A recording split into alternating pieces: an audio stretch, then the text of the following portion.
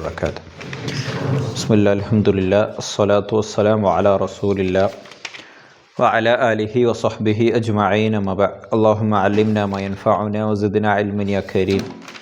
اللهم أعطنا الإخلاص وازدد إيماننا يا رب العالمين. اللهم صل على محمد وعلى آل محمد كما صليت على إبراهيم وعلى آل إبراهيم إنك حميد مجيد.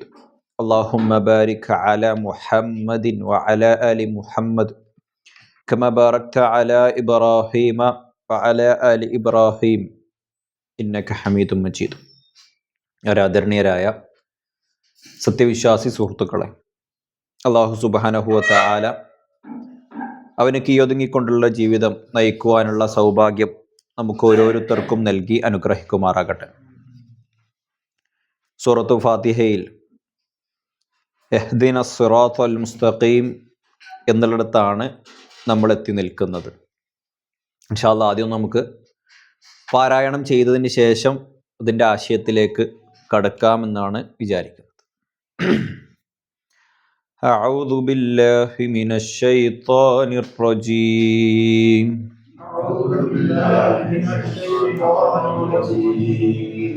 ബിസ്മില്ലാഹിർ റഹ്മാനിർ റഹീം.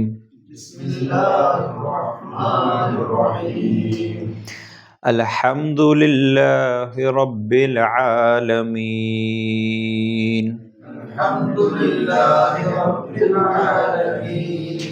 അർറഹ്മാനിർ റഹീം. മാലികി യൗമിദ്ദീൻ.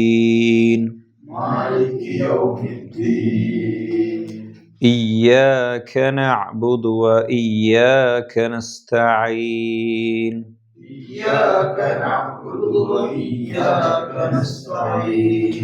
إياك نعبد وإياك نستعين.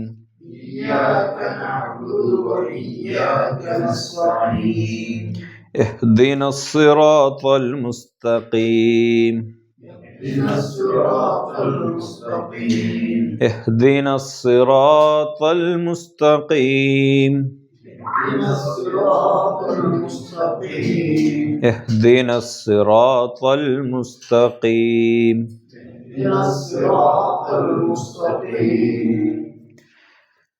صراط الذين أنعمت عليهم.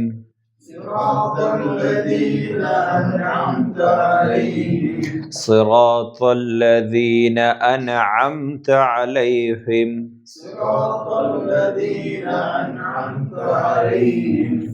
കഥാ വല്ലാഹു അഅലം. ഇൻഷാ അല്ലാഹ് അവിടെ അവസാനിപ്പിക്കുകയാണ്.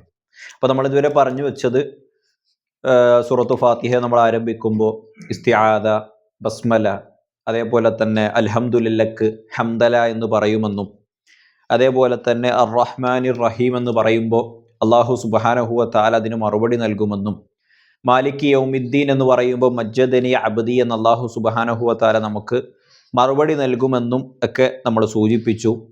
ഇയ്യാക നഅ്ബുദു വ ഇയ്യാക നസ്തഈൻ എന്നുള്ളത് ഇസ്ലാമിൻ്റെ ആണിക്കല്ലാണെന്നും, ഇസ്ലാമും ഇതര വിശ്വാസങ്ങളും അല്ലെങ്കിൽ ഇതര മതങ്ങളും തമ്മിലുള്ള ഏറ്റവും വലിയ വ്യത്യാസം എന്നുള്ളത് തൗഹീദിലാണ് എന്നുള്ളതും, അത് തന്നെ അല്ലാഹു സുബ്ഹാനഹു വ തആലക്ക് സകല ഇബാദത്തുകളും അല്ലാഹുവിനു വേണ്ടി മാത്രം അർപ്പിക്കുക എന്നുള്ളതാണ് ഇസ്ലാമിൻ്റെ പ്രധാനപ്പെട്ട ലക്ഷ്യമെന്നുള്ളതും, സകല പ്രവാചകന്മാരും ഈ ഒരു ഉലൂഹിയത്തിനെ സ്ഥാപിക്കാനാണ് അല്ലാഹു സുബ്ഹാനഹു വ തആല ലോകത്തിലേക്ക് പ്രവാചകന്മാരെ അയച്ചിട്ടുള്ളത് എന്നും നമ്മൾ സൂചിപ്പിച്ചു. തൗഹീദുൽ ഉലൂഹിയ എന്ന് പറഞ്ഞാൽ നമുക്കറിയാം, ആരാധനകൾ അല്ലാഹു സുബ്ഹാനഹു വ തആലക്ക് മാത്രമാക്കുക എന്നുള്ളതാണ്. മഹാനായ ഇബ്നു അബ്ബാസ് റളിയല്ലാഹു അൻഹു പറയുന്നുണ്ട്, ഇയ്യാക നഅ്ബുദു വ ഇയ്യാക നസ്തഈൻ എന്ന് പറഞ്ഞു കഴിഞ്ഞാൽ ഇയ്യാക നുവഹിദു, അല്ലാഹുവേ നിന്നെ മാത്രം ഞങ്ങൾ ഏകനാക്കുന്നു, വ നഖാഫു നിന്നെ മാത്രം ഭയപ്പെടുന്നു, വ നർജൂക് നിന്നിൽ മാത്രം ഞങ്ങൾ പ്രതീക്ഷ അർപ്പിക്കുന്നു, യാ റബ്ബന ലാ ഗൈറക് നിന്നോടല്ലാതെ നിന്നിലല്ലാതെ ഞങ്ങൾക്ക് പ്രതീക്ഷയില്ല, നിന്നെയല്ലാതെ ഞങ്ങൾ ഭയപ്പെടുന്നില്ല, നിന്നെ മാത്രമാണ് ഞങ്ങൾ പ്രതീക്ഷിക്കുന്നത് എന്നാണ് ഇയ്യാക നഅ്ബുദുവിൻ്റെ ആശയമായിക്കൊണ്ട് ഇബ്നു അബ്ബാസ് റഹ്മത്തുള്ളാഹി അലൈഹിയെ പോലുള്ള പണ്ഡിതന്മാർ പറഞ്ഞു വെച്ചത്.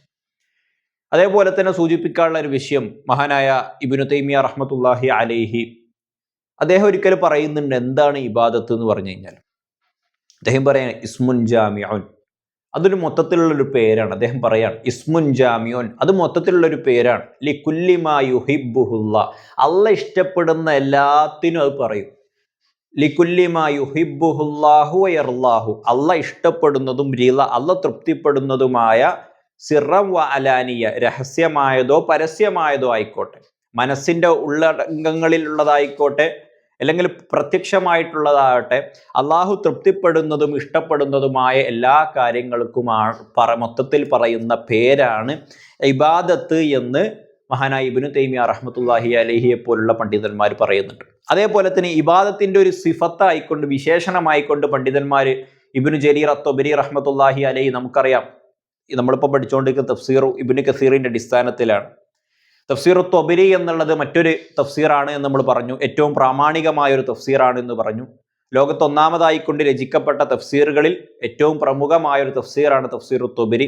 അത് രചിച്ചത് അബൂ ജഅഫർ അത്തൊബരി റഹ്മത്തുള്ളാഹി അലൈഹിയാണ്. ഹിജ്റ 200 കാലഘട്ടങ്ങളിലാണ് മഹാനായ തഫ്സീർ ത്വബരി മഹാനായ ഇബ്നു ജരീർ അത്തൊബരി തഫ്സീർ ത്വബരി രചിക്കുന്നത് എന്നൊക്കെ നമ്മൾ സൂചിപ്പിച്ചിട്ടുണ്ട്. ആ തഫ്സീറിൽ അദ്ദേഹം പറയാണ് ഇബാദത്തിന്റെ ഒരു സിഫത്ത് വിശേഷണം എന്ന് പറഞ്ഞാൽ അഖ്സാ ഗായത്തുൽ ഖുളൂഇ വത്തദല്ലുൽ എന്നാണ്. അങ്ങേയറ്റത്തെ ഖുളൂ, വിനയം, വത്തദല്ലുൽ, കീയൊതുക്കമാണ് ഇബാദത്ത്. അഥവാ നമ്മൾ അള്ളാഹുവിന് ഒരു കാര്യം ഇബാദത്താവണമെങ്കിൽ 2 കാര്യങ്ങൾ വേണമെന്ന പണ്ഡിതന്മാർ പറയാം. ഒന്ന് അഖ്സ എന്ന് പറഞ്ഞ അങ്ങേയറ്റത്തെ ഗായത്തുൽ ഖുളൂ എന്ന് പറഞ്ഞ വിനയം അല്ലെ താഴ്മ, വത്തദല്ലുൽ എന്ന് പറഞ്ഞാലും ഏകദേശം ആ ഒരു ആശയമാണ്. അഥവാ തദല്ലുൽ എന്ന് പറഞ്ഞാൽ ശരിക്കും പാകപ്പെട്ടത് എന്നാണ്. അങ്ങേയറ്റം അള്ളാഹുവിന് പാകപ്പെട്ട് നിന്നു കൊടുക്കുക എന്നൊരു ആശയത്തിൽ. മുദല്ലൽ എന്ന് പറഞ്ഞാൽ പാകപ്പെട്ട വഴികൾക്കൊക്കെ, അഥവാ ഒരുപാട് നടന്ന് പാകപ്പെട്ട വഴികൾ ഉണ്ടാവുമല്ലോ, അതിനൊക്കെ മുദല്ലൽ എന്ന് പറയും. അതേപോലെ അതാണ് ശരിക്കും അഥവാ ഇബാദത്ത് എന്ന് പറഞ്ഞാൽ അള്ളാഹുവിന് വേണ്ടി അള്ളാഹു എന്തു പറഞ്ഞാലും സ്വീകരിക്കാൻ പാകപ്പെട്ട രീതിയിൽ ആവുക എന്നുള്ളത്. അതേപോലെ തന്നെ അങ്ങേയറ്റം അള്ളാഹുവിൻ്റെ മുന്നിൽ മറ്റാർക്കു മുന്നിലും കാണിക്കാത്ത അത്രയും തായ്മ, ഇത് രണ്ടും ചേർന്ന് വരുന്നതാണ് ഇബാദത്ത് എന്നുകൂടി ഇബ്നു ജരീർ അത്തൊബരി റഹ്മത്തുള്ളാഹി അലൈഹിയെ പോലുള്ള പണ്ഡിതന്മാർ പറഞ്ഞു വെക്കുന്നുണ്ട്. ഇനി ഇഹ്ദിനസ് സിറാത്തൽ മുസ്തഖീം എന്ന് നമ്മൾ പറഞ്ഞു ഹിദായത്തിനെ കുറിച്ച് സൂചിപ്പിച്ചു.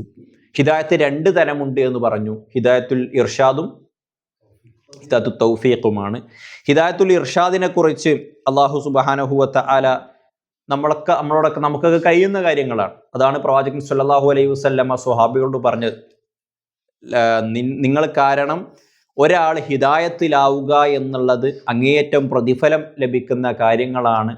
നിങ്ങൾക്ക് ദുനിയാവിലുള്ളത് ലഭിക്കുന്നതിനേക്കാളും ഖൈറായതാണ് ഒരാൾ നിങ്ങൾ മുഖേന ഹിദായത്തിലാവുക എന്നതിൻ്റെ ശ്രേഷ്ഠത എന്ന് റസൂൽ പറഞ്ഞിട്ടുണ്ട്. അഥവാ നമുക്ക് ആരെയും ഹിദായത്തിലാക്കാൻ കഴിയില്ല. അവിടെയും റസൂൽ സല്ലല്ലാഹു അലൈഹി വസല്ലമ പറയുന്നുണ്ട് ഏറ്റവും നല്ല സംസാരം എന്ന് പറഞ്ഞു കഴിഞ്ഞാൽ ദീനിലേക്ക് ക്ഷണിക്കുക എന്നുള്ളതാണ്. ആ ക്ഷണിക്കുന്നതിൻ്റെ രൂപം കൂടി ആയത്തിൽ റസൂൽ സല്ലല്ലാഹു അലൈഹി വസല്ലം പറയുന്നുണ്ട്, ഓ മൗഇദത്തൻ ഹസന, ഏറ്റവും നല്ല രീതിയിൽ ക്ഷണിക്കുന്ന, അതേപോലെ തന്നെ ഹിക്മത്തോടെ ക്ഷണിക്കണമെന്ന് റസൂൽ സല്ലല്ലാഹു അലൈഹി വസല്ലം ആളുകളെ റസൂലുള്ള അങ്ങനെ ഓരോ ആൾക്കാരെ ഹിദായത്തിലേക്ക് ഇങ്ങനെ ഇസ്ലാമിലേക്ക് ക്ഷണിച്ചുകൊണ്ടേയിരിക്കുന്ന ശൈലികളും കഥകളൊക്കെ നമ്മൾ കേട്ടിട്ടുണ്ട്. ഒരു ജൂതനായ മകൻ അവൻ മരിക്കാൻ കിടക്കുമ്പോൾ റസൂലുള്ള അവൻ്റെ വീട്ടിലേക്ക് ചെന്നു, മോനെ മരിക്കുമ്പോൾ ഷഹാദത്ത് കലിമയിൽ മുസ്ലിമായി മരിക്കട്ടോ, അല്ലെങ്കിൽ നിന്റെ പര്യവസാനം മോശമായിരിക്കും എന്ന് ഓർമ്മപ്പെടുത്തിക്കൊണ്ട് റസൂലുള്ള വീട്ടിലേക്ക് കടന്നു ചെല്ലുകയും ആ മകനെ ആ കാര്യങ്ങൾ പറഞ്ഞ് ബോധ്യപ്പെടുത്തി കൊടുത്തു. ആ മകൻ ഉപ്പയിലേക്ക് നോക്കി, ജൂതനായ ഉപ്പ റസൂലുള്ളയെ അംഗീകരിക്കാൻ പറഞ്ഞു. അങ്ങനെ അൽഹംദുലില്ലാ ആ മകൻ മുസ്ലിമായിക്കൊണ്ട് മരണപ്പെട്ടു എന്നുള്ളതാണ്. അങ്ങനെ റസൂലുള്ള ഓരോ ആളുകളും ഒരാളും അമുസ്ലിമായി മരിക്കരുത്, കാഫിറായി മരിക്കരുത്, ഹിദായത്തില്ലാതെ മരിക്കരുത് എന്നുള്ളതിൽ റസൂലുള്ളാഹ്ക്ക് അങ്ങേയറ്റ ആഗ്രഹം ഉണ്ടായിരുന്നു. അപ്പോൾ റസൂലുള്ളാഹ് ചില സമയത്ത് ആളുകളെ ഈ ഹിദായത്ത് സ്വീകരിക്കാത്തതിൻ്റെ പേരിൽ ഒരു മനോവ്യസനം പോലും ഉണ്ടായിരുന്നു. അപ്പോൾ അള്ളാഹ് സമാധാനിപ്പിച്ചു, റസൂലെ നിങ്ങൾ അങ്ങനെ വിഷമിക്കേണ്ടി, അങ്ങനെ മനപ്രയാസം ഇടേണ്ട ആവശ്യമില്ല, കാരണം ഇത് നിങ്ങൾക്ക് എത്തിച്ചു കൊടുക്കുക എന്നുള്ളതാണ് ബാധ്യത. നമ്മൾ മനസ്സിലാക്കേണ്ട ഒരു കാര്യമാണ്, ദഅവത്തുമായി ബന്ധപ്പെട്ട് നമ്മൾ എല്ലാവർക്കും എത്തിച്ചു കൊടുക്കണം പരമാവധി. പക്ഷേ എത്തിക്കൽ മാത്രമാണ് നമ്മുടെ ഉത്തരവാദിത്വം. നിർബന്ധിക്കലോ അല്ലെങ്കിൽ പിടിച്ചു കൊണ്ടുവരലോ ഒന്നുമില്ല, നമ്മൾ പറഞ്ഞു കൊടുക്കുക. ലാ ഇക്റാഹ ഫിദ്ദീൻ. റസൂൽ സല്ലല്ലാഹു അലൈഹി വസല്ലമയോട് പോലും അള്ളാഹു ഓതി ആയത്താണല്ലോ ലാ ഇക്റാഹ ഫിദ്ദീൻ. ഇങ്ങനെ മുസ്ലിമാന്ന് പറഞ്ഞ് പിടിച്ചു കൊണ്ടിരുന്നു വേണ്ട, പറഞ്ഞു കൊടുക്കുക. റസൂൽ സല്ലല്ലാഹു അലൈഹി വസല്ലമ ഒരു റസൂലുള്ളാഹിന്റെ ഒരു പ്രാർത്ഥന ഉണ്ടായിരുന്നു, അള്ളാഹുവെ രണ്ടാലൊരു ഉമറിനെ കൊണ്ട് നീ ഇസ്ലാമിനെ ശക്തിപ്പെടുത്തണേന്ന്. അങ്ങനെ രണ്ടാലൊരു ഉമറിനെ കൊണ്ട് ഇസ്ലാമിനെ ശക്തിപ്പെടുത്തണേ എന്ന് അള്ളാഹുവിൻ്റെ റസൂലിൻ്റെ പ്രാർത്ഥനയുടെ ഉത്തരമായിരുന്നു ഉമർ റളിയല്ലാഹു അൻഹു ഇസ്ലാമിലേക്ക് കടന്നു വന്നു എന്നുള്ളത്. റസൂലുള്ളാഹിന്റെ സ്വഭാവം കണ്ട് ഇസ്ലാമിലേക്ക് കടന്നു വന്ന ചരിത്രങ്ങളുണ്ട്. രണ്ടാമെന്ന് അബൂജഹലിനെ ഉദ്ദേശിച്ചിട്ട് രണ്ടാലും രണ്ട് പ്രത്യേകത എന്ന് പറഞ്ഞാൽ അവർ രണ്ടുപേരായിരുന്നു മക്കയിലെ ഏറ്റവും ശക്തരും പ്രമാണിമാരും വാക്കിൽ നല്ല വിലയുള്ള ആൾക്കാർ. അപ്പോൾ അള്ളാഹു ഏറ്റവും ഹൈറായ മനുഷ്യനെ തന്നെ കൊടുത്തു. ഉമർ റളിയല്ലാഹു അൻഹുവിനെ അള്ളാഹുവിൻ്റെ റസൂൽ സല്ലല്ലാഹു അലൈഹി വസല്ലമയുടെ പ്രാർത്ഥനയുടെ ഉത്തരമായിക്കൊണ്ട് അള്ളാഹു മുസ്ലിമാക്കി മാറ്റി എന്നുള്ളതാണ്. അങ്ങനെ അള്ളാഹുവിൻ്റെ റസൂൽ സല്ലല്ലാഹു അലൈഹി വസല്ലമ ഈ വളരെ അഥവാ എല്ലാവർക്കും ദീൻ എത്തിച്ചു കൊടുക്കുക എന്നുള്ളതാണ്. അഥവാ റസൂലുള്ള പറഞ്ഞു, ഹിദായത്തിൻ്റെ ഒരുപാട് മഹത്വം പറഞ്ഞു. അതേപോലെ തന്നെ റസൂലുള്ള സ്വീകരിച്ച ഓരോ രീതികളുണ്ട് ആളുകളെ ദീനിലേക്ക് ക്ഷണിക്കുന്നത്. ആ രീതിയിൽ തന്നെ നമ്മൾ ക്ഷണിക്കുക, എല്ലാവർക്കും പറഞ്ഞു കൊടുക്കുക. പറഞ്ഞു കൊടുക്കുന്ന രീതി ഉണ്ട്, പറഞ്ഞു കൊടുക്കുന്നതിൻ്റെ സമയമുണ്ട്, കാലമുണ്ട്, എല്ലാം ഉണ്ട്. ശരിക്കും എങ്ങനെ ദഅവത്ത് നടത്തണം എന്നുള്ളത് വലിയൊരു പാടാണ് ശരിക്കും. പണ്ഡിതന്മാർ അതിനൊക്കെ ഒരു ഗ്രന്ഥം തന്നെ ഉണ്ട്, ഉസൂലു ദഅവ എന്ന് പറഞ്ഞ് 500,000 പേജുള്ള ഒരു ഗ്രന്ഥം തന്നെ, ഉസൂലു ദഅവ എന്ന ആ ഗ്രന്ഥത്തിന്റെ പേര്. അതിൽ പറയുന്നത് എങ്ങനെ ദഅവത്ത് നടത്തണം എന്നാണ്. എങ്ങനെ ദഅവത്ത് നടത്തണം എന്ന് വെച്ചാൽ ഒരുപാട് രീതിശാസ്ത്രം ഉണ്ട്. ഇപ്പോൾ ഇബ്നുൽ ഖയ്യിം റഹ്മത്തുള്ളാഹി അലൈഹി പറയുന്നുണ്ട്, ചില തെറ്റുണ്ടല്ലോ നമ്മൾ പൊതുവെ ഒരു തെറ്റും തടയാറില്ല. ആരെന്ത് തെറ്റ് ചെയ്യുമ്പോൾ നമ്മൾ തടയാറില്ല. റസൂലുള്ളാഹി പറഞ്ഞിട്ടുണ്ട് 3-4 രീതിയിൽ തെറ്റ് തടയണമെന്നുണ്ട്. ഇബ്നുൽ ഖയ്യിം റഹ്മത്തുള്ളാഹി അലൈഹി പറയാണ്, നമ്മൾ സാഹചര്യങ്ങൾ പരിഗണിക്കണം. ചില സാഹചര്യത്തിൽ നമ്മൾ വിവേകപൂർവ്വം ഇടപെടണം. ചിലടത്ത് ചിലത് പറയരുത്, എന്നാൽ ചിലടത്ത് ചിലത് പറയണം. നമ്മൾ വിചാരിക്കും ഇത് ഇവിടെ പറഞ്ഞാൽ എങ്ങനെ, അവിടെ പറയേണ്ടി വരും. എന്നാൽ ചിലയിടത്ത് ചില തിന്മകൾ തടയുന്നത് വലിയ തിന്മക്ക് കാരണമാവും. ഞാനിതൊക്കെ ഒരു സൂചനകൾ പറഞ്ഞുതരാം. അതാ ദഅവത്തിന് വലിയ രീതികളുണ്ട്. നമ്മളെല്ലാവരെയും ദഅവത്ത് ചെയ്യണം, പക്ഷേ ഓരോ ആളുകളോട് സംസാരിക്കുന്ന രീതി വ്യത്യാസമായിരിക്കും. ഓരോ ആളുകളുടെ ക്യാരക്ടർ വ്യത്യാസം ഉണ്ടല്ലോ, അതേപോലെ ഓരോ ആൾക്കാരുടെ സംസാരിക്കുന്ന രീതി വ്യത്യാസമായിരിക്കും. നോക്കി കണ്ടു ചെയ്യണം. പക്ഷേ നമ്മുടെ നാട്ടിലൊക്കെ ഉള്ള പ്രശ്നം എന്താ വെച്ചാൽ ആ ഒരു പേരും പറഞ്ഞ് നോക്കി കണ്ടു ചെയ്യണമെന്നുണ്ട് ആരും ചെയ്യലും ഇല്ല. അങ്ങനത്തെ ഒരു പ്രശ്നമുണ്ട്. ആർഗ്യുമെന്റ് ആയിപ്പോരും, തർക്കിക്കാൻ പാടില്ല, തർക്കത്തിലേക്ക് എത്തരുത്. പക്ഷേ നമ്മൾ പറഞ്ഞു കൊടുക്കണം എന്നുള്ളതാണ്. റസൂൽ സല്ലല്ലാഹു അലൈഹി വസല്ലം ഒരുപാട് ഒരു ഹദീസിൽ കാണാം, ഞാൻ സ്വർഗം അവന് വാഗ്ദാനം ചെയ്യുന്നു എന്നാണ്. തർക്കം ഒഴിവാക്കുക എന്നുള്ളത് അത്രയും പ്രാധാന്യമാണ്. തർക്കം ഒഴിവാക്കിയവന് സ്വർഗമുണ്ട് എന്നുള്ളത് റസൂൽ സല്ലല്ലാഹു അലൈഹി വസല്ലം ഫീ വസത്തിൽ ജന്ന എന്ന് പറഞ്ഞ സ്വർഗത്തിന്റെ മധ്യത്തിൽ തന്നെ. തർക്കത്തിലേക്ക് പോവരുത്, എന്നാൽ ഏറ്റവും നന്നായി ദഅവത്ത് നടത്തുകയും വേണം. അഥവാ നമ്മൾ പറഞ്ഞു തരുന്ന ഹിദായത്തിന്റെ ഭാഗം, ഹിദായത്തിൽ ഇർഷാദാവാൻ നമുക്കൊക്കെ സാധിക്കും. അത് നമ്മൾ ആവണം. അതിലൊക്കെ നമ്മൾ ഒരുപാട് പിന്നോട്ടാണ് എന്നുള്ളതാണ്. റസൂൽ സല്ലല്ലാഹു അലൈഹി വസല്ലമ സൂറത്തുൽ അസ്റിലൂടെ പഠിപ്പിച്ചത് നന്മ കൽപ്പിക്കാത്തവനും തിന്മ വിരോധിക്കാത്തവനും നഷ്ടക്കാരിൽ പെട്ടവനാണ് നാം. ആ ഒരു സ്വഭാവം നമ്മളിലേക്ക് വരണം. നമ്മൾ എല്ലാവർക്കും ദീൻ പറഞ്ഞു കൊടുക്കുന്ന, നമ്മൾ ഏത് ഫീൽഡിലുള്ള ആൾക്കാരായിക്കോട്ടെ, ഏത് രംഗത്ത് പ്രവർത്തിക്കുന്ന ആൾക്കാരായിക്കോട്ടെ, ഏത് ജോലിക്കാരായിക്കോട്ടെ, ആ ഒരു സ്വഭാവം നമുക്ക് വേണം. എല്ലാവർക്കും നന്മ കൽപ്പിക്കുക എന്ന് പറഞ്ഞാൽ ഒന്നാമത്തെ നന്മ കൽപ്പിക്കുക തൗഹീദ് പറഞ്ഞു കൊടുക്കലാണ്. മരിക്കുന്നതിന് മുമ്പ് ഒരു 10 ആക്കെങ്കിലും നമ്മൾ മുഖേന തൗഹീദ് എത്തിയിട്ടുണ്ട് നമ്മൾ ഉറപ്പുവരുത്തുക. തൗഹീദ് ഇല്ലാതെ മരിച്ചാൽ വേറെ എന്തും, ഇപ്പോൾ നിസ്കാരം റെഡി ആണെങ്കിൽ പോലും തൗഹീദിലേക്ക് കാര്യമില്ല എന്നാണ്. റസൂൽ സല്ലല്ലാഹു അലൈഹി വസല്ലമിന്റെ അമല് പോലും അള്ളാഹു പൊളിച്ചു കളയുമെന്ന് പറഞ്ഞത് തൗഹീദിൽ പാളിച്ചു വന്നാലാണ്. ഒരു 10 ആൾ അങ്ങനെ നിയ്യത്ത് ചെയ്യുക, 10 ആണെങ്കിൽ എൻ്റെ നാവുകൊണ്ട് അല്ലെങ്കിൽ ഞാൻ മുഖേന തൗഹീദിലെത്തും നമ്മൾ ഒരു ഉറപ്പുവരുത്തുക. അല്ലെങ്കിൽ ഒരു 10 ആളെങ്കിലും ഇത് ബിദ്അത്താണ് എന്നൊരു 10 ആക്കെങ്കിലും ഇന്ന കാര്യങ്ങൾ റസൂലുള്ള പഠിപ്പിച്ചു കൊടുത്തിട്ടില്ല, പഠിപ്പിച്ചു തന്നിട്ടില്ല എന്ന് ഒരു 10 ആളെ മുഖത്ത് നോക്കി ഏറ്റവും സ്നേഹത്തോടെ ഗുണകാംക്ഷയോടെ, റസൂൽ പറഞ്ഞാൽ അദ്ദീനു അന്നസീഹ, ഗുണകാംക്ഷയാണ് ദീനെന്ന്. അങ്ങനെ ഗുണകാംക്ഷയോടുകൂടി 10 ആളെ മുന്നിൽ ഒത്തു നോക്കി, അല്ലെങ്കിൽ നമ്മളെ മുഖേന 10 ആളെങ്കിലും ഇത് ബിദ്അത്താണ് എന്ന് അറിയുന്ന രീതിയിലേക്ക് നമ്മൾ മാറണം. അപ്പോഴാണ് ഇഹ്ദിനസ് സിറാത്തൽ മുസ്തഖീം ഒക്കെ പഠിക്കുന്നതിന് നമ്മുടെ ജീവിതത്തിലേക്ക് ഒരു കാര്യം ഉണ്ടാവുള്ളൂ എന്ന്. ഹിദായത്തുൽ ഇർഷാദ് ആവാൻ നമുക്കൊക്കെ കഴിയണം. പക്ഷേ അള്ളാഹു സുബ്ഹാനഹു വ തആല പറഞ്ഞു, ഇന്നക ലതഹ്ദി, അള്ളാഹുവിൻ്റെ റസൂൽ സല്ലല്ലാഹു അലൈഹി വസല്ലമയോട് അള്ളാഹ് പറയാണ്, റസൂലെ നിങ്ങൾക്ക് ആരെയും ഹിദായത്തിലാക്കാൻ കഴിയൂല എന്ന് പറഞ്ഞു. അത് ഹിദായത്തു തൗഫീഖാണ്, നമുക്ക് എത്തിച്ചു കൊടുക്കാനും കഴിയുള്ളൂ. ഇതിലേക്ക് ദീന് മനസ്സിലേക്ക് ഉൾക്കൊള്ളുക എന്നുള്ളത്, ദീനിലേക്ക് ഒരാൾ വരിക എന്നുള്ളത്, ഒരു ബിദ്അത്ത് വെടിഞ്ഞ് സുന്നത്തിലേക്ക് വരിക എന്നുള്ളത്, ശിർക്ക് ഒഴിവാക്കി തൗഹീദിലേക്ക് വരിക എന്നൊക്കെ പറഞ്ഞു കഴിഞ്ഞാൽ അത് അള്ളാഹ് തരേണ്ട ഹിദായത്തു തൗഫീഖാണ് എന്നുകൂടി സാന്ദർഭികമായി സൂചിപ്പിക്കുകയാണ്. ഇനി സിറാത്തുൽ മുസ്തഖീം എന്താന്ന് പറഞ്ഞു. സിറാത്തുൽ മുസ്തഖീം എന്ന് പറഞ്ഞാൽ സിറാത്ത് എന്ന് പറഞ്ഞാൽ പാതയാണ്, മുസ്തഖീം എന്ന് പറഞ്ഞാൽ നേരായ പാതയാണ്. ഇവിടെയാണ് നമ്മൾ പറഞ്ഞെത്തിയത്. ഇനി അടുത്തൊരായത്ത് സിറാത്തുല്ലദീന അൻഅംത അലൈഹിം. സിറാത്ത് എന്ന് പറഞ്ഞാൽ നമുക്കറിയാം, സിറാത്ത് എന്ന പദത്തിന് പാത, പാലം എന്നൊക്കെ അർത്ഥം. ഇതേ അർത്ഥത്തിൽ ഈ സ്വാദ് മാറ്റിയിട്ട് സീനാക്കിയാലും അതേ അർത്ഥം വരിക. പാലം, പാത എന്നുള്ള അർത്ഥത്തില്ല. നമ്മൾ ഓതുമ്പോൾ ഈ സ്വാദിൽ തന്നെ ഓതണം. പക്ഷെ അറബിയിൽ സ്വാദ് മാറ്റി സീനാക്കി സിറാത്ത് എന്നാക്കിയാലും ഇതേ അർത്ഥം വരിക. നമ്മൾ ഭാഷാപരമായി നമ്മൾ ഫാത്തിഹ പഠിക്കുമ്പോൾ മനസ്സിലാക്കാൻ വേണ്ടി പറഞ്ഞതാണ്. ഇത് എന്തിന്റെ ഈ ഒരു ആയത്ത് ശരിക്കും ഉണ്ടല്ലോ, മുമ്പ് പറഞ്ഞ ആയത്തിന്റെ വിശദീകരണം. ഏതായത്ത്? ഇഹ്ദിന സിറാത്തുൽ മുസ്തഖീം. സിറാത്തുൽ മുസ്തഖീമിലേക്ക് നാക്കി തരണേ പഠിച്ചോനെന്ന് പറഞ്ഞല്ലോ. ഇനി ആ സിറാത്തുൽ മുസ്തഖീം ഏതാണ് അള്ളാഹു അടുത്ത ആയത്തിൽ വിശദീകരിക്കുക. ഏതാ സിറാത്തുൽ മുസ്തഖീം? സിറാത്തുല്ലദീന. അല്ലദീന എന്ന് പറഞ്ഞാൽ യാതൊരു കൂട്ടർ, യാതൊരു വിഭാഗത്തിന്റെ പാതയാണത്. ഒരു വിഭാഗം ആളുകളുടെ പാതക്കാണ് എന്ത് പറയാ? സിറാത്തുൽ മുസ്തഖീം എന്ന് പറയാ. ആ പാതയിലുള്ള ആൾക്കാരുടെ പ്രത്യേകത എന്താ അറിയോ? അൻഅംത. നിഅമത്ത് എന്ന് പറഞ്ഞാൽ അനുഗ്രഹം. അൻഅമ എന്ന് പറഞ്ഞാൽ അനുഗ്രഹിച്ചു.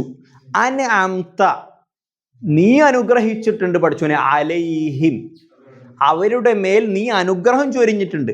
അങ്ങനെയുള്ള, അതാ ബേക്ക്, നമ്മളൊരു അറബി ട്രാൻസ്ലേറ്റ് ചെയ്യുമ്പോൾ ബേക്ക് എന്നാണ് ട്രാൻസ്ലേറ്റ് ചെയ്യേണ്ടത്. അപ്പോൾ അല്ലദീന അൻഅംത അലൈഹിം, അവരുടെ മേൽ നീ അനുഗ്രഹം ചൊരിഞ്ഞിട്ടുണ്ട്. അങ്ങനെയുള്ള വിഭാഗത്തിന്റെ പാതയിലാണ് എന്താക്കേണ്ടത്? നമ്മളെ ആക്കേണ്ടത് എന്നാ പറയുന്നത്. ഇനി ഈ പാത ഏതാണെന്ന് അല്ലാഹു സുബ്ഹാനഹു വ തആല മറ്റൊരു ആയത്തിൽ പറയുന്നുണ്ട്. ഉലൈകല്ലദീന അൻഅംത അലൈഹിം മിനൻ നബിയ്യീന വസ്സിദ്ദീഖീന വശുഹദാഇ വസ്സാലിഹീൻ വഹസുന ഉലൈക റഫീഖ. അത് നമ്മൾ ഭയങ്കരമായിട്ട് പഠിക്കേണ്ട വിഷയമാണ്. ഈ ഒരു ആയത്തുണ്ടല്ലോ, ഈ സിറാത്തുല്ലദീന അൻഅംത അലൈഹിം എന്നുള്ള ആയത്തും ആ ആയത്തിന്റെ വിശദീകരണമായിട്ട് നമ്മൾ ഇപ്പോൾ പറഞ്ഞ ആയത്തുണ്ടല്ലോ, മിനൻ നബിയ്യീന വസ്സിദ്ദീഖീന വശുഹദാഇ വസ്സാലിഹീൻ. ഈ 4 ആൾക്കാരെ പാതക്കാണ്, ഇവർ സഞ്ചരിച്ച പാതക്കാണ് എന്ത് പറയാ? സിറാത്തുൽ മുസ്തഖീം എന്ന് പറയാം. ഈ സിറാത്തുൽ മുസ്തഖീമിലേക്ക് ആക്കി തരണം എന്നാണ് നമ്മൾ 5 നേരം നിസ്കാരത്തിൽ ചോദിക്കുന്നത്. കാരണം ആ സിറാത്തുൽ മുസ്തഖീമിൽ ഉള്ളവർക്ക് അള്ളാഹു സ്വർഗം കൊടുക്കുള്ളൂ. അപ്പം ഈ 4 വിഭാഗത്തിലുള്ള ആൾക്കാരെ പാതക്കാണ് സ്വർഗീയ പാത എന്ന് പറയുന്നെങ്കിൽ ആ 4 ആൾക്കാരുടെ സവിശേഷതകളും സ്വഭാവങ്ങളും അവരാര് എന്ന് പഠിക്കൽ നമുക്ക് എന്താണ്? നിർബന്ധമാണ്. അപ്പോൾ മിനൻ നബീന എന്ന് പറയുമ്പോൾ ഒന്നാമത് പ്രവാചകന്മാരാണ്. പ്രവാചകന്മാരുടെ ചരിത്രം പഠിക്കൽ നിർബന്ധമായി. കാരണം അവർ സിറാത്തുൽ മുസ്തഖീമിൽ ഒന്നാമത് അവരാണ്. അപ്പോൾ പ്രവാചകന്മാരിൽപ്പെട്ട ഒന്നാമത് ആദം നബിയുടെ ചരിത്രം നമ്മൾ പഠിക്കേണ്ടതുണ്ട്. ഏറ്റവും പ്രധാനം മുഹമ്മദ് നബി സല്ലല്ലാഹു അലൈഹി വസല്ലമയുടെ ചരിത്രം പഠിക്കണം. അതേപോലെ തന്നെ മുഹമ്മദ് നബി കഴിഞ്ഞാൽ ഏറ്റവും ശ്രേഷ്ഠനായ ഇബ്രാഹിം നബി അലൈഹിസ്സലാമിന്റെ ചരിത്രം, നൂഹ് നബി അലൈഹിസ്സലാം, മൂസാ നബി അലൈഹിസ്സലാം, ഈസാ അലൈഹിസ്സലാം. ഈ 5 പ്രവാചകന്മാർക്ക് പറയുന്ന പേരാണ് ഉലുൽ അസ്മ് എന്ന് പറയും. അത് ഏറ്റവും കൂടുതൽ പരീക്ഷണം നേരിടുകയും അവിടെ ദൃഢചിത്തരായിക്കൊണ്ട് പതറാതെ ഏറ്റവും കൂടുതൽ പരീക്ഷണം നേരിടുകയും അവിടെ ഏറ്റവും ഉറച്ചു നിൽക്കുകയും ചെയ്ത 5 പ്രവാചകന്മാർക്കാണ് ഉലുൽ അസ്മ് എന്ന് പറയാം. ഇവരുടെ ചരിത്രം പരിശോധിച്ച് മനസ്സിലായി ഏറ്റവും കൂടുതൽ പരീക്ഷണം നേരിട്ട ആൾക്കാരാണ്. മുഹമ്മദ് നബി, ഇബ്രാഹിം നബി, ഈസാ നബി ഈസാ നബി അദ്ദേഹം ഇപ്പോഴും പരീക്ഷണം എന്ന് വേണമെങ്കിൽ പറയാം. ഇപ്പോഴും അദ്ദേഹത്തെ ആളുകൾ ആരാധിച്ചുകൊണ്ടിരിക്കുകയാണ്. അതേപോലെ തന്നെ മൂസാ നബി അലൈഹിസ്സലാം ജനിച്ചത് മുതൽ പരീക്ഷണമായിരുന്നു. നൂഹ് നബി അലൈഹിസ്സലാം 950 വർഷക്കാലം ദഅവത്ത് മാത്രം നടത്തി. 950 വർഷക്കാലം ദഅവത്ത് നടത്തണ അതിനെക്കാട്ടി മുമ്പ് ജീവിച്ചിരിക്കേണ്ടല്ലോ. എന്നിട്ട് 80 ചില്ലാണ് മാത്രം ആൾക്കാരെ സ്വീകരിച്ചിട്ടുള്ളൂ. എന്നിട്ട് ഏറ്റവും ഷെയ്ഖ് മിഷാരി റാഷിദ് അൽ അഫാസി അദ്ദേഹം ഈ നൂഹ് നബി അലൈഹി സ്വലാമിൻ്റെ മകനുമായി ബന്ധപ്പെട്ട ഒരു ആയത്തുണ്ടല്ലോ ഖുർആനിൽ, അത് ഓതുമ്പോൾ കരയുണ്ട് ശരിക്കും. കാരണം ആയത്തിൽ പറയുന്നത് എങ്ങനെയാണ്? നൂഹേ, നിന്റെ മകൻ നിന്നിൽപ്പെട്ടവനല്ല, ലൈസ മിൻ അഹ്ലിക്, നിന്നിൽപ്പെട്ടവനല്ല നൂഹേ എന്ന് പറഞ്ഞു. അങ്ങനെ പറയാൻ കാരണം ആദർശം ശരിയാത്ത, അഥവാ നൂഹ് നബി അലൈഹി സ്വലാം ലോകത്തെ എല്ലാ ഇണകളിൽ നിന്നും ജോഡികളിൽ നിന്നും 2 ആളുകളെ കപ്പലിൽ കയറ്റിയല്ലോ. അപ്പോൾ അള്ളാഹു എൻ്റെ മോനെയും കൂടി കയറ്റിട്ട് വെച്ചു. ആ സമയത്ത് അള്ളാഹു, അഥവാ അവൻ എന്നിൽ പെട്ടവനല്ലേ, ഞാൻ അവനൊന്ന് കയറ്റിക്കോട്ടെ എന്ന് പറഞ്ഞപ്പോൾ അവൻ ആദർശമില്ലാത്തവനായതുകൊണ്ട് അള്ളാഹു സുബ്ഹാനഹു വ തആല പറഞ്ഞ വാക്ക് ഭയങ്കര, നിന്നിൽപ്പെട്ടവനല്ല എന്ന് പറഞ്ഞു, നിന്റെ കുടുംബത്തിൽപ്പെട്ടവനല്ല. അത് ആദർശത്തിന്റെ ഒരു പവർ ആലോചിച്ച് നോക്കി. തൗഹീദ് ഇല്ല എന്നൊറ്റ കാരണം കൊണ്ട് ഓനെ കപ്പലിൽ കയറ്റണം. സ്വന്തം മകന് നഷ്ടപ്പെട്ട അതിനേക്കാൾ വലിയ സങ്കടം വേറെ ഇല്ലാലോ. 80 ചില്ലാണ് അതിന്റെ കറക്റ്റ് കണക്ക്. അള്ളാഹു 80 ചില്ലാണ് ആൾക്കാരെ കപ്പലിൽ കയറിയിട്ടുള്ളൂ. ബാക്കി മൃഗങ്ങളും എല്ലാ ജോഡിയിൽ നിന്നും കണക്കറിയില്ല. ഇബ്രാഹിം നബി അലൈഹി സ്വലാമിന്റെ ഇതിലൊക്കെ ഒരുപാട് ആളുകൾ വന്നിട്ടുണ്ട്. കാരണം ഇബ്രാഹിം നബി അലൈഹി ഇസ്ലാമിന്റെ കാലഘട്ടത്തിന് മറ്റൊരു പ്രത്യേകത കൂടി ഉണ്ടായിരുന്നു. ഇബ്രാഹിം നബിയുടെ 2 മക്കൾ നബിമാരാണ്, ഇസ്മായിൽ നബിയും ഇസ്ഹാഖ് നബിയും. ഇബ്രാഹിം നബി റസൂലാണ്, ഇസ്മായിൽ നബിയും ഇബ്രാഹിം നബിയും അല്ല ഇസ്ഹാഖ് നബിയും നബിമാരാണ്. റസൂലും നബിയും വ്യത്യാസമുണ്ട്. റസൂലുമാർക്ക് ഗ്രന്ഥങ്ങൾ ഇറങ്ങും, പുതിയ പുതിയ നിയമങ്ങൾ ഇറങ്ങും. നബിമാർക്ക് എന്ന് പറഞ്ഞാൽ ആ ഇറങ്ങിയ നിയമങ്ങൾ, മുൻകാലത്ത് ഉള്ള ഗ്രന്ഥങ്ങൾ അങ്ങനെ തന്നെ നടപ്പിൽ വരുത്തുക എന്നുള്ളത്, അതൊന്നും കൂടി ജനങ്ങൾ ഓർമ്മപ്പെടുത്തുക എന്ന് മാത്രമേ നബിമാർക്ക് ഡ്യൂട്ടിയുള്ളൂ. അതുകൊണ്ടാണ് നമ്മൾ മദ്രസ പഠിക്കുമ്പോൾ ഒന്നാമത്തെ റസൂല് ആദം നബി എന്ന് പഠിക്കൂല, നൂഹ് നബിയാണ്. നൂഹ് നബി അലൈഹിസ്സലാമാണ് ഒന്നാമത്തെ റസൂല്. അഥവാ അറിയപ്പെട്ട 4 ഉള്ളൂ. നൂഹ് നബിക്ക് ഗ്രന്ഥം കിട്ടിയിട്ടുണ്ടറിയില്ല, പക്ഷെ ശറഅ ഇറങ്ങിയിട്ടുണ്ട്, പുതിയ നിയമം ഇറങ്ങിയിട്ടുണ്ട്. ഇപ്പൊ നൂഹ് നബി അലൈഹി ഇസ്ലാമിന്റെ കാലഘട്ടത്തിലാണ് ഒന്നാമതായിക്കൊണ്ട് സമൂഹം വൈബ് വെക്കുന്നത്. ഒന്നാമതായിക്കൊണ്ട് ഷിർക്ക് കടന്നു വരുന്നത് നൂഹ് നബി അലൈഹി ഇസ്ലാമിന്റെയാണ്. അപ്പോഴാണ് അള്ളാഹു സുബ്ഹാനഹു വ തആല റസൂലായിക്കൊണ്ട് നൂഹ് നബിനെ ഇറക്കുന്നത്. എന്നിട്ട് പറഞ്ഞു കൊടുത്തു ഇന്ന കാര്യങ്ങൾ പാടില്ല, അങ്ങനെ ഹറാമും ഹലാലൊക്കെ. ഇപ്പൊ ആദം നബിക്ക് ശേഷം വന്നത് ഇദ്രീസ് നബിയാണ്. ആദം നബി ആദം ഇദ്രീസ് നൂഹ് എന്നാണ്. ആദം ഇദ്രീസ് നൂഹ്, അതാണ് ഓർഡർ. ആദം നബിയുടെയും ഇദ്രീസ് നബിയുടെയും ഡ്യൂട്ടി എന്ന് പറഞ്ഞു കഴിഞ്ഞാൽ ഒരിക്കലും പുതിയൊരു ശറഅ അല്ല. ആദം നബി അലൈഹി സ്വലാമിന്റെ മക്കള് ആ പരമ്പരയിലാണ് ഇദ്രീസ് നബി വരിക. ആ കൗമിനെ മുഴുവനായിക്കൊണ്ട് ആ ആദ്യമേ ഉള്ള ഇസ്ലാമിക രീതിയിൽ പരിപാലിച്ചു കൊണ്ടെടുക്കുക മാത്രമേ അവർക്കൊക്കെ ഡ്യൂട്ടി ഉണ്ടായിരുന്നുള്ളൂ. എന്നാൽ ഒരു തെറ്റ് സംഭവിച്ചു. ദുനിയാവിൽ ആദ്യമായിക്കൊണ്ട് ഷിർക്ക് നൂഹ് നബി അലൈഹി സ്വലാമിന്റെ ചരിത്രത്തിൽ കാണാം. 10ഓളം തലമുറക്ക് ശേഷം എന്ന് വരെ ഒരു ചരിത്രം കാണാൻ സാധിക്കും. ആദം നബി കഴിഞ്ഞ് 10 തലമുറക്ക് ശേഷമോ വലിയ ഗ്യാപ്പ് ഉണ്ട്. അതിനുശേഷമാണ് ഒന്നാമത് ഷിർക്ക് സംഭവിക്കുന്നത്. ആ ഷിർക്കിന്റെ കഥയും ഭയങ്കര രസമാണ്. ശൈത്താൻ ഷിർക്കിലേക്ക് എത്തിച്ചൊരു രീതി, ആദ്യം ഒരു രൂപം ഉണ്ടാക്കിപ്പിച്ചു ബഹുമാനത്തിന് വേണ്ടിയിട്ട്. എന്നിട്ട് എത്രയോ തലമുറ കഴിഞ്ഞിട്ട് മുൻ തലമുറകളൊക്കെ തീർന്നു എന്ന് ഉറപ്പായപ്പോൾ തൊട്ടടുത്ത തലമുറയിൽ നിന്ന് മനസ്സിൽ തോന്നിപ്പിച്ചു ഇതിനെ മുമ്പത്തെ ആളുകൾ ആരാധിച്ചിരുന്നു തോന്നിപ്പിച്ചു. അങ്ങനെ വഞ്ചിച്ചിട്ട് നൂഹ് നബി അലൈഹി ഇസ്ലാമിന്റെ കാലഘട്ടത്തിലെത്തുമ്പോൾ ആദ്യം ആദരവോടുകൂടി മാത്രം ഉണ്ടാക്കപ്പെട്ട രൂപങ്ങൾ ആരാധിക്കപ്പെട്ടു. അതുകൊണ്ടാണ് രൂപം ഉണ്ടാക്കൽ എന്താക്കിയത് ഇസ്ലാമിൽ ഹറാമായത്. ഇസ്ലാമിൽ സദ്ദു ദരിഅ എന്ന് പറയും, അല്ലെ വസീലത്തു നീല ഷിർക്ക് എന്ന് പറഞ്ഞ പദങ്ങളൊക്കെ ഉണ്ട്. അതെപ്പോഴും കൊടികുത്തിയാവുകയാണ്. അഥവാ റസൂൽ സല്ലല്ലാഹു അലൈഹി വസല്ലം പറഞ്ഞൊരു ഹദീസ് ഉണ്ടല്ലോ, കുന്തു നഹൈതുക്കും അൻ സിയാറത്തിൽ ഖുബൂർ, ഞാൻ നിങ്ങൾക്ക് ഖബർ സിയാറത്ത് നിരോധിച്ചിരുന്നു എന്ന് റസൂൽ ഒരു പാചകം പറഞ്ഞിട്ടുണ്ട്. സുന്നത്താണ്, പക്ഷെ ആദ്യം നിരോധിച്ചിരുന്നു. എന്തുകൊണ്ടാണ് ഇപ്പോൾ സുന്നത്തായ കാര്യം ആദ്യം നിരോധിച്ചതെന്ന് ചോദിച്ചു കഴിഞ്ഞാൽ അത് ഷിർക്കിലേക്ക് എത്തിക്കുമായിരുന്നു എന്ന്. അത് ഇപ്പോഴും ആ നിയമം പ്രാബല്യത്തിലുണ്ട്. അഥവാ ഒരു കാര്യം ഷിർക്കിലേക്ക് എത്തിക്കും എന്ന് ഉറപ്പുണ്ടെങ്കിൽ ആ വഴിക്ക് പോകാൻ പാടില്ല എന്ന്. അതുകൊണ്ടാണ് ഖബർ ഇപ്പോൾ നമ്മുടെ നാട്ടിൽ, പ്രത്യേകിച്ച് ഇവിടെ ഒന്നും അങ്ങനത്തെ ഇഷ്യൂ ഇല്ല. നാട്ടിൽ പോയി കഴിഞ്ഞാൽ, നമ്മുടെ ഇടങ്ങി യാത്ര പോയി കഴിഞ്ഞാൽ, പ്രത്യേകിച്ച് കേരളത്തിൽ പുറത്തെല്ലാം പോയി കഴിഞ്ഞാൽ പല പള്ളിൻ്റെ ഉള്ളിൽ ഖബറുണ്ട്. പള്ളിൻ്റെ ഉള്ളിൽ ഖബറിൻ്റെ ആ പള്ളിയിൽ നിസ്കരിക്കാൻ പാടില്ല. കാരണം ഇതാണ് വസീലത്തുനില്ല ഷിർക്ക്. നമ്മൾ ഇതൊക്കെ ഷിർക്കിലേക്ക് എത്തൂല നമ്മൾ ചിലപ്പോൾ പുറത്താ പറയും, അങ്ങനെ പറയപ്പെടാറുണ്ട്. പക്ഷെ അത് അതിൻ്റെ ഉള്ളിലല്ല. റസൂൽ സല്ലല്ലാഹു അത് ശരിക്കും അതിൻ്റെ ചരിത്രം എങ്ങനെയാണ്? ആ പള്ളിയിൽ റസൂലുള്ള ആയിഷ ബീവിന്റെ വീടും മദീന പള്ളി ഒരുമിച്ചായിരുന്നു. പിന്നീട് പള്ളിയുടെ വലിപ്പം കൂട്ടിയപ്പോൾ എന്ത് പെട്ടതാണ്?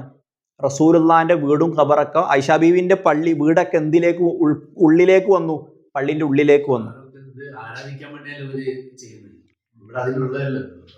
അവിടെ 2 പ്രധാനപ്പെട്ട കാരണങ്ങൾ പണ്ഡിതന്മാർ പറഞ്ഞത്. യെസ്, അല്ല, ഒന്നാമത് പ്രവാചകന്റെ സ്പെഷ്യൽ കേസ് ഉണ്ട്. രണ്ടാമത്തത് റസൂലുള്ളാന്റെ വീട് പള്ളിന്റെ ഉള്ളിലല്ലായിരുന്നു. പിന്നെ ഇപ്പോൾ ഫുള്ള് വലിപ്പം കൂട്ടിയതല്ല. ആ വലിപ്പം കൂട്ടിയപ്പോൾ എന്തിലേക്ക് വന്നു? പള്ളിന്റെ ഉള്ളിലേക്ക് വന്നു എന്നുള്ളതാണ് പണ്ഡിതന്മാർ അതിന് കൊടുക്കുന്നത്. അത് ഇനിയിപ്പോൾ പ്രവാചകന്മാരുടെ ആ കേസ് ആണെങ്കിൽ പോലും സ്പെഷ്യൽ കേസ്. അപ്പോൾ റസൂലുള്ളാന്റെ ഖബർ എവിടെയാണെന്ന് വെച്ച് കഴിഞ്ഞാൽ മക്ബറയിലല്ലോ, റസൂലുള്ളാന്റെ വീട്ടിലല്ലേ. പ്രവാചകന്മാരുടെ ഖബർ എവിടെയാണ് അവർ മരണപ്പെട്ടത് അവിടെ ഖബർ എടുക്കണം എന്നാണ്. അതാണ് അവരുടെ സ്പെഷ്യൽ കേസ്. ബാക്കിയല്ലാത്ത ഏത് വ്യക്തിയുടെ ഖബറും പള്ളിയിലുണ്ടെങ്കിൽ ആ പള്ളിയിൽ നിസ്കരിക്കാൻ പറ്റൂല എന്ന് പണ്ഡിതന്മാർ പറയാൻ കാരണം ഇതാണ്. പിന്നീട് ഒരു കാലത്ത് അതെന്തായി മാറും? പിന്നീട് ഒരു കാലത്തൊന്നുമല്ല, ഇപ്പം തന്നെ. ഇപ്പോൾ മലപ്പുറത്തൊക്കെ പോയപ്പോഴും കാണാം, നേരെ സുന്നത്ത് നിസ്കരിക്കും, ഖബർ നേരെ ഇങ്ങനെയാണ്, ഇങ്ങനെ വെർട്ടിക്കലായിക്കൊണ്ട് സുജൂദ് അതിനാ ചെയ്യുന്നത്. അപ്പോൾ റസൂലുള്ള പറഞ്ഞ എത്ര ശരി. അപ്പോൾ വസീല ഷിർക്കിലേക്ക് എത്തിക്കുന്ന എന്തൊക്കെ ഉണ്ടോ അതൊക്കെ ലോക്കിട്ടാണെന്നാണ്. അപ്പോൾ ആ ഒരു വിഷയം നമ്മൾ എന്താക്കുക, ഗൗരവത്തോടെ ശ്രദ്ധിക്കുക. അപ്പോൾ പറഞ്ഞു വരുന്നത് വെച്ചാൽ ആദ്യത്തെ റസൂലുമാരെന്ന് പറഞ്ഞു കഴിഞ്ഞാൽ പുതിയ ശറഅ കൊണ്ടുവരുന്നവരായിരിക്കും. അതാണ് നമ്മൾ ഖുറാനിൽ ചിലപ്പോൾ ചില ആയത്ത് കണ്ടിട്ടുണ്ടാവും, മൂസാ നബിന്റെ കാലത്ത് ഹറാമായത് പലതും ഈസാ നബിന്റെ കാലത്ത് ഹറാമായിരിക്കൂല. ഈസാ നബിന്റെ കാലത്ത് ഹറാമായത് പലതും മുഹമ്മദ് നബി സല്ലല്ലാഹു അലൈഹി വസല്ലമയുടെ കാലാവുമ്പോൾ എന്തായിട്ടുണ്ടാവും, പലതും ഹലാലായിട്ടുണ്ടാവുന്ന. അഥവാ അഖീദയിൽ മാറ്റം ഉണ്ടാവില്ല, ശരീഅത്ത് വ്യത്യാസം ഉണ്ടാവും, ഫിഖ്ഹിൽ വ്യത്യാസം ഉണ്ടാവും, നിസ്കാരത്തിന്റെ രൂപത്തിൽ, നോമ്പിന്റെ രൂപത്തിൽ, ഹജ്ജിന്റെ രൂപത്തിൽ, അങ്ങനെ ഫിഖ്ഹിന്റെ വിഷയത്തിൽ പല പല വ്യത്യാസങ്ങൾ ഉണ്ടാവാം.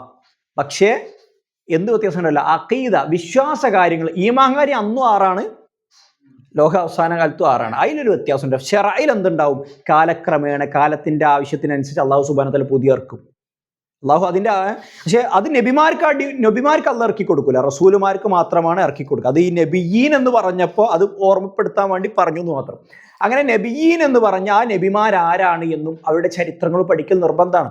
ഇപ്പോൾ ഇതിൽ നബിമാരിൽ ഏറ്റവും പ്രഗത്ഭനാണ് യൂസുഫ് നബി അലൈഹിസ്സലാം. അള്ളാഹു സുബ്ഹാനഹു വ തആല ഏറ്റവും കൂടുതൽ കഥ പറഞ്ഞത് യൂസുഫ് നബിൻ്റെ ആണ്. യൂസുഫ് നബിൻ്റെ കഥ പഠിക്കാൻ മാത്രമുണ്ട്, അതൊക്കെ ശരിക്കും നമ്മൾ ഇരുന്ന് പഠിക്കേണ്ട വിഷയമാണ്.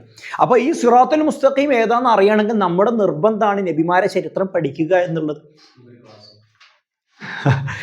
നബിയീന സിദ്ദീഖീന, രണ്ടാമത് സിദ്ദീഖീങ്ങളാണ്. സിദ്ദീഖീങ്ങൾ എന്ന് പറഞ്ഞാൽ അതിൽ ഒന്നാമത്തെ സിദ്ദീഖ് അബൂബക്കർ സിദ്ദീഖ് റളിയല്ലാഹു അൻഹു ആണ്. നബിയീൻ എന്നതിൻ്റെ ഏറ്റവും ഫാദിലുള്ള ദറജ നബിയീനാണ്. അത് കഴിഞ്ഞാൽ സിദ്ദീഖീങ്ങളാണ്. സിദ്ദീഖീങ്ങൾ എന്ന് പറഞ്ഞാൽ കേട്ടത് അപ്രകാരം തന്നെ സത്യപ്പെടുത്തുക എന്നുള്ളതാണ്.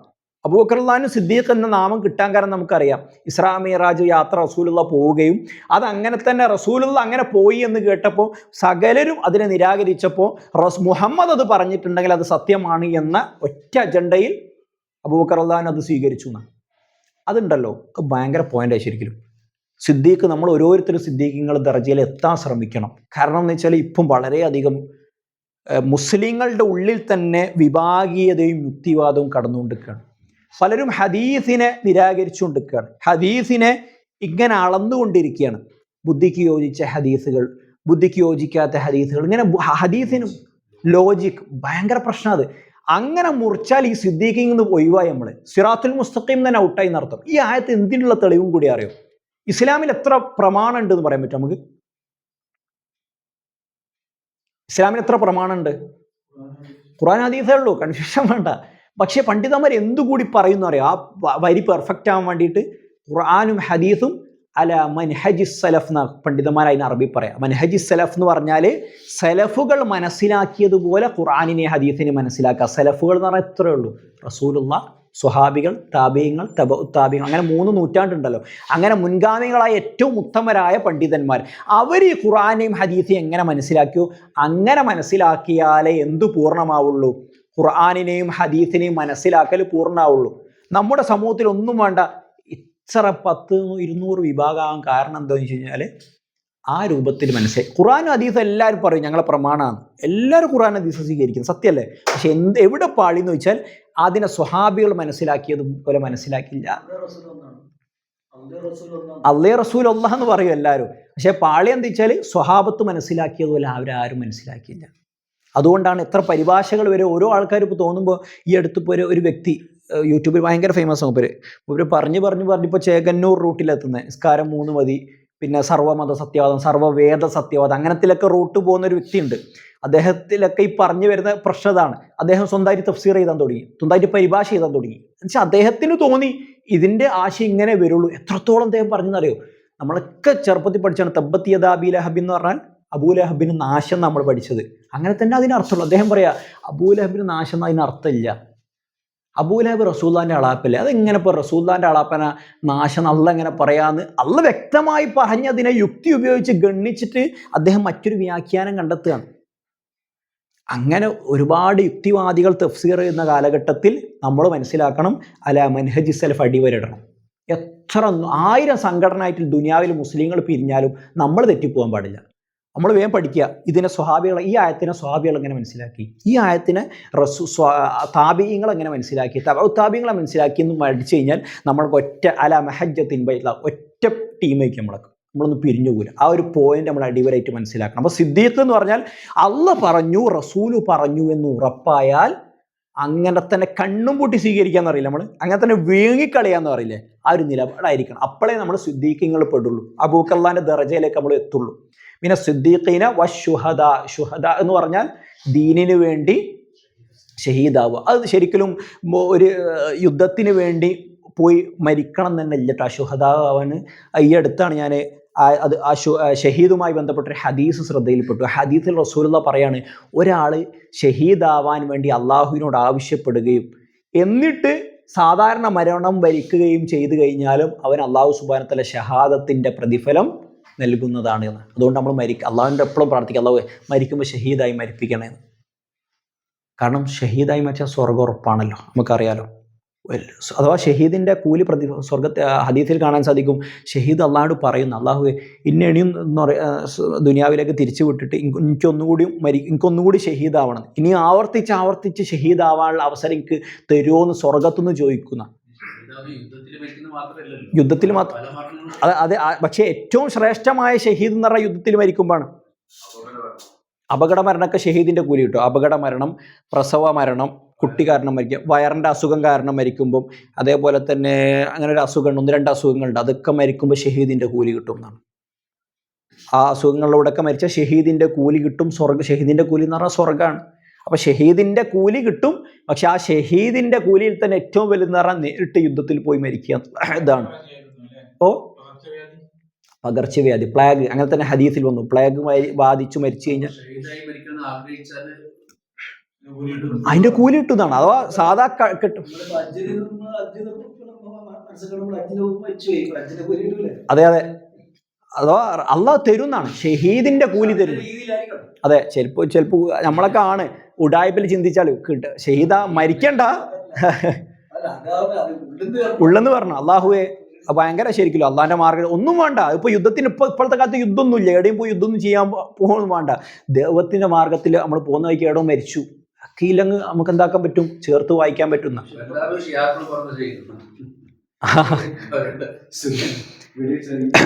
അവിടെ ഷഹീദിന്റെ വിഷയത്തിൽ നമ്മൾ കുറെ ചർച്ചയുണ്ട്. ഇപ്പോൾ ഷഹീദ് എന്ന് പറഞ്ഞാൽ ഇപ്പോൾ പല മുസ്ലിങ്ങളായ ആൾക്കാരും വേറെ ഏതോ രാജ്യത്തൊക്കെ പോയി ഷഹീദാകാൻ പോകുന്നുണ്ട്. ഇപ്പോൾ ഷെയ്ഖ് സുലൈമാൻ റൊഹൈലി മദീനയിൽ ഉസ്താദാണ്. അദ്ദേഹം ഈ സിറിയൻ്റെ വിഷയം വന്നപ്പോൾ ഒരു മാസം മുമ്പ് അദ്ദേഹം ക്ലാസ് എടുത്ത വിഷയം തന്നെ ഇതായിരുന്നു, നമ്മളെ രാജ്യത്ത് നിന്ന് വേറെ സ്ഥലത്ത് പോയിട്ട് എന്താക്കരുത്, അവിടെ പോയിട്ട് ഷഹീദിന്റെ കൂലി ഷഹീദാവണമെന്ന് പറഞ്ഞിട്ട് യുദ്ധം ചെയ്യരുത്, അതിന് ഷഹീദിന്റെ കൂലി കിട്ടൂല, പകരം കുറ്റ കിട്ടുകയെന്ന്. അത് ശരിക്കും ഒരു വൈകാരികതയ്ക്ക് വേണ്ടിയിട്ട് നമ്മളെ രാജ്യത്ത് നിൽക്കുക എന്നുള്ളതാണ്. അവിടെ ശരിക്കും ഒരു മറ്റൊരു രാജ്യത്ത് പോയി യുദ്ധം ചെയ്യണമൊക്കെ വേറെ ഇസ്ലാമിക നിയമങ്ങളും കാര്യങ്ങളുണ്ട്. പല ആളുകളും വൈകാരികമായിക്കൊണ്ട് വേറെ ഇടക്കോ പോയി യുദ്ധം ചെയ്യും. ഇപ്പോൾ അതിൻ്റെ പേരിൽ സിറിയയിലൊക്കെ ഒരുപാട് ആൾക്കാർ പോയല്ലോ. അതുകൊണ്ട് ഇസ്ലാമിക ലോകത്തിന് മുഴുവൻ ഭീഷണിയായില്ലേ. കേരളത്തിൽ എത്ര മുസ്ലിം പ്രഭാഷകർ, ഒന്നും വേണ്ട, ഇവിടെ ഗൾഫിലെ GCC കൺട്രീസിലൊക്കെ എത്ര റെസ്ട്രിക്ഷൻസ് വന്നു, ഇവിടെയൊക്കെ വന്നില്ലേ. അതെന്ന് പറഞ്ഞാൽ ഈ ഒരു അവിവേകം കൊണ്ടാണ്. നമ്മൾ ഈ ഷഹീദ് എന്ന് കേൾക്കുമ്പോൾ സത്യം സ്വർഗ്ഗം കിട്ടും, പക്ഷേ ആ പ്രോട്ടോകോൾ ഉണ്ട്. അള്ളാഹ് പറഞ്ഞിട്ട് ഏടങ്ങ് പോയി കുത്തുങ്ങനെ കൊണ്ടാ ഷഹീദിന്റെ കൂലിയൊന്നും കിട്ടൂല. അപ്പൊ ആ പ്രോട്ടോകോളിൽ എന്താക്കണം, അത് പണ്ഡിതന്മാർ പറയും. അതപ്പോൾ നമ്മൾ ബഹ്റൈനിലാണെങ്കിൽ നമ്മൾ ബഹ്റൈൻ നിവാസികൾ, ഇവിടുത്തെ ആലിമ് പറയും, ഇവിടുത്തെ അമീർ പറഞ്ഞ് നമ്മൾ ഇവിടുത്തെ രാജ്യത്തിന് വേണ്ടി പോരാടുക. നമ്മൾ ഇന്ത്യയിൽ എടുക്കുമ്പോൾ ഇന്ത്യയിൽ നമുക്ക് വിശ്വസ്തരായ പണ്ഡിതന്മാർ പറഞ്ഞിട്ട് ഇറങ്ങാന്നല്ലാണ്ട് നമ്മളിവിടെ പോയിട്ട് സിറിയയിൽ പോയിട്ട് ആഫ്രിക്ക പോയിട്ട് നമ്മൾ എന്താക്കരുത്, യുദ്ധം ചെയ്യാൻ നിൽക്കരുത്. ഷഹീദിനെ കൂലി കിട്ടൂല.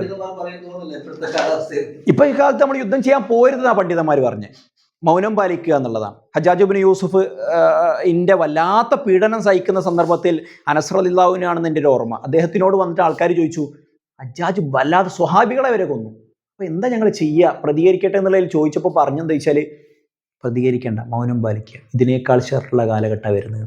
1300 വർഷം മുമ്പ് പറഞ്ഞതാണ്. അതുകൊണ്ട് ഈ വൈകാരികത മാറ്റിവെച്ച് വിവേകത്തിലേക്ക് വരിക എന്നുള്ളതാണ് മുസ്ലിമിൻ്റെ അടിസ്ഥാനം. ഹിൽമാണ് നമുക്ക് വേണ്ടത്. ഇൽമ് മാത്രം പോരാന്ന പണ്ഡിതന്മാർ, ഇൽമിൻ്റെ ഒപ്പം ഹിൽമ് വേണം, അറിവിനൊപ്പം വിവേകം കൂടി വേണം എന്നുള്ളതാണ് നമ്മൾ മനസ്സിലാക്കേണ്ടത്. പിന്നെ ഇൻഷാ അല്ലാഹ് അവസാനം ഒരു സ്വാലിഹീന് കൂടിയുണ്ട്, അത് അടുത്ത ക്ലാസ്സിൽ ഇൻഷാ അല്ലാഹ് കുറച്ച് വിശദീകരിച്ച് പറയാനുണ്ട്. هذا والله أعلم وأقول قولي هذا أستغفر الله لي ولكم ولسائر المسلمين من كل ذنب واستغفروا إنه هو الغفور الرحيم والسلام عليكم ورحمة الله وبركاته.